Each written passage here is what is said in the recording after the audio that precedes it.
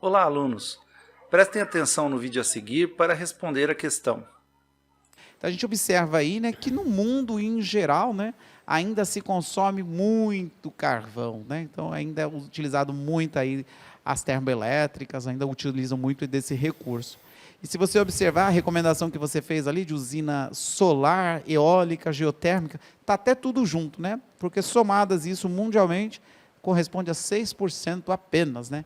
Essa é a fatia aí desse recurso importante que os professores têm, os estudantes, os professores têm recomendados, né? Então nós vemos aí que se a gente pensar, né, que o mundo usa ainda muita energia de origem que poderia ser substituída aí por outras formas de geração de energia, né? Repara que a fatia de nuclear corresponde a 10%, né? Aí tem um outro gráfico, que é a próxima imagem, que a gente pode comparar aqui com o Brasil. Olha, Brasil nesse quesito aí pode ser parabenizado, né? Porque dá uma olhadinha, por exemplo, tanto que nós temos aí de recurso do potencial hidráulico, né? Quase 70% da nossa energia vem desse recurso, que é uma fonte de energia limpa, né? Olha aí os derivados de petróleo, como corresponde a uma fatia baixa, né? Carvão, olha lá, uma fatia baixa também em torno de 4%, mas você consegue observar que ainda a gente pode melhorar muito, né? Na questão de eólica, solar, a gente pode ainda investir bastante nessas modalidades ou nessas formas de obtenção de energia. Pois bem, por que nós estamos falando disso? Porque gerar energia é muito importante e dá muito trabalho, né? Se gasta muita energia para gerar energia, né, professor Cláudio? Sim, infelizmente. Precisamos de muita energia mecânica, principalmente, né, para gerar eletricidade. Para gerar energia, né? A gente tem um experimento para mostrar, por exemplo, o início, né, de tudo, né? Uhum. Qual é a necessidade para gerar energia, né? O fator inicial aí, né? Isso. Então, nós vamos mostrar que para você gerar energia elétrica, para você gerar energia, porque a gente precisa muito da energia elétrica, a gente precisa criar um campo elétrico. Porque para fazer os elétrons, as cargas se movimentarem, é necessário um campo elétrico. Então, diversas formas de gerar campo elétrico. A primeira delas foi através do atrito, né? Então, quando você atrita dois materiais diferentes, que nem um canudinho de refresco e papel, você acaba gerando cargas positivas de um lado, negativas do outro. Falta de elétron de um lado, excesso de elétrons do outro. Então, nesse caso, essas cargas em excesso geram um campo de forças. E esse campo de forças é que faz essa atração, né? Então, eu tenho um material carregado, que é o canudo, e tenho a minha mão, que está neutra. Então, ele vai induzir cargas de sinal contrário, e esse campo elétrico é que força essas cargas a se mexerem, que é o mesmo campo elétrico que existe aqui nos fios que faz a luz. Agora, se tem cargas de sinal contrário, ela vai induzir cargas de sinal contrário na minha mão e eu tenho atração. Então, um objeto carregado e outro neutro, sempre haverá atração. Mas se eu tiver dois objetos carregados com a mesma carga, eu vou ter repulsão. Então, esse é um campo elétrico também de repulsão, né? É diferente do campo gravitacional, que só atrai, o campo elétrico pode repelir, pode atrair. Esse tipo de campo elétrico não é capaz de, por exemplo, ligar uma lâmpada, por exemplo, né? Porque a quantidade de cargas que eu gero é muito pequena.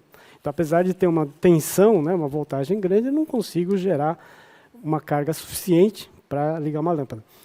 Depois vieram as pilhas fotovoltaicas não, as pilhas voltaicas, né? Uma reação química era capaz de gerar um campo elétrico, né? Uma diferença de potencial que gera um campo elétrico.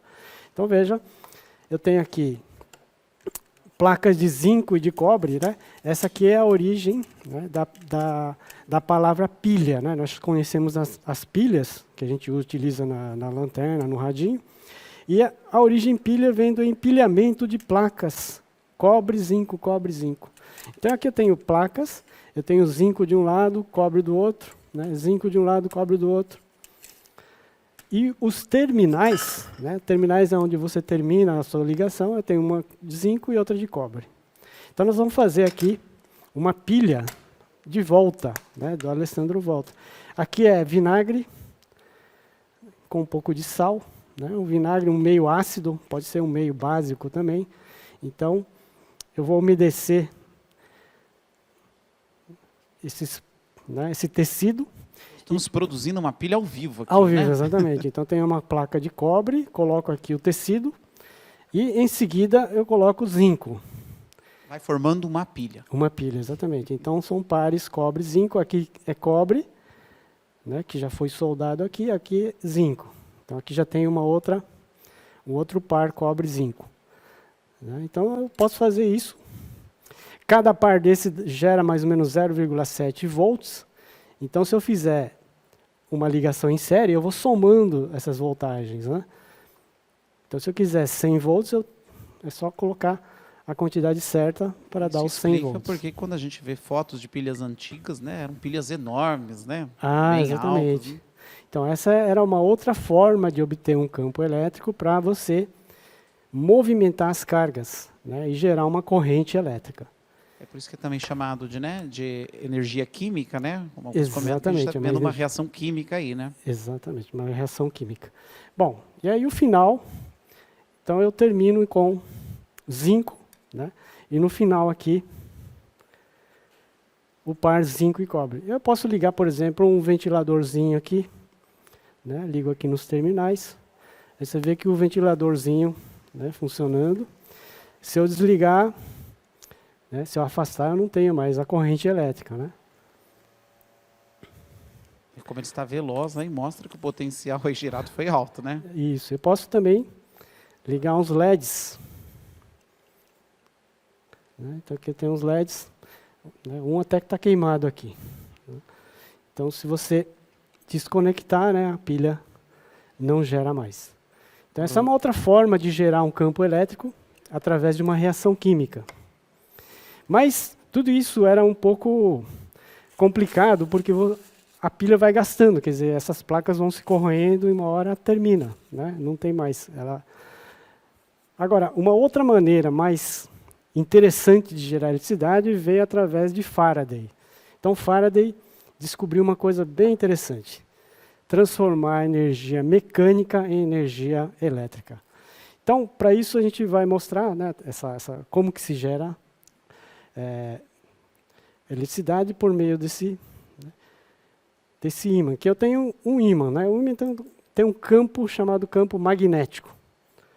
Então aqui eu tenho uma agulha, né? Então ele está mais ou menos se alinhando com o campo magnético. Olha.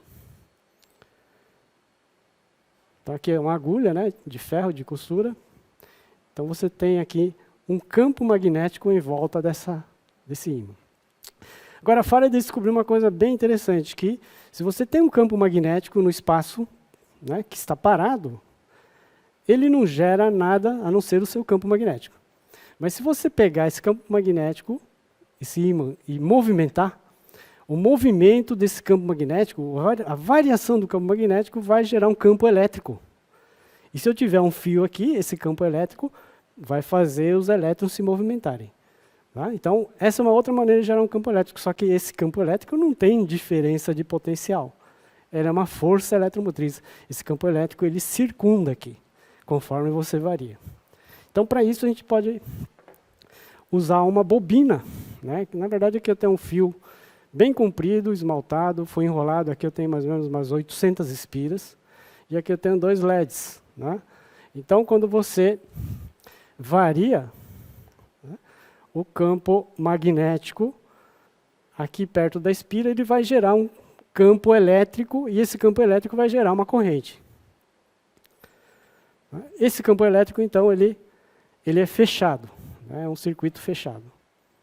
Então, esse é o princípio dos geradores eletromagnéticos, numa usina, por exemplo. Isso aqui foi revolucionário, porque você está usando movimento, energia mecânica, e transformando, né, em energia elétrica. E a outra vantagem desse tipo de energia, a energia elétrica, é que você pode transmitir, né, através de fios.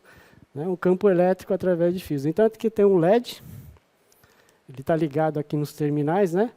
E aqui eu tenho mais ou menos uns 5 metros, 6 metros de fio. E aqui desse lado, uma outra bobina. Então, aqui seria o gerador, né, a parte da geração. Então, conforme eu gero eletricidade, né, o LEDzinho pisca lá do outro lado. Então, eu posso transmitir energia daqui para um lugar bem distante, né, através das linhas de transmissão. Então, essa é uma vantagem bem legal da energia elétrica.